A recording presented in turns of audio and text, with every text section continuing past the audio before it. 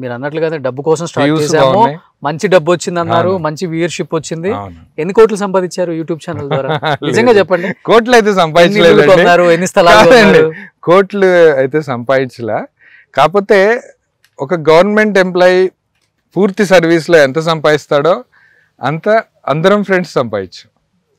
నెలకు 15-20 లక్షలు వచ్చాయా? లేదండి, అంటే ఇది every month up and downs ఉండేవి. అదే 8 to 10-12 lakhs మధ్యలో కూడా వచ్చింది మంత్ కి. వచ్చింది. ఓకే, అది ఒక 4 years బ్యాక్ అండి. 4 years బ్యాక్. ఆ తర్వాత గ్రాడ్యువల్ గా 12 lakhs అంటే మీరు చెప్పినట్లుగానే ఆల్మోస్ట్ ఇయర్ కి వచ్చేసరికి 1,20,00,000 1,30,00,000 వచ్చినాయి అంతే కదా? అంటే ఇప్పుడు పెట్టి 10 years అయింది, 7 years అయింది, ఆల్మోస్ట్ ఒక 10 కోట్లు వచ్చినాయి మీకు. లేదు, ఈచ్ వన్ మా ఛానల్ ఎంత పేరు వచ్చిందో అంత డబ్బు రాలే.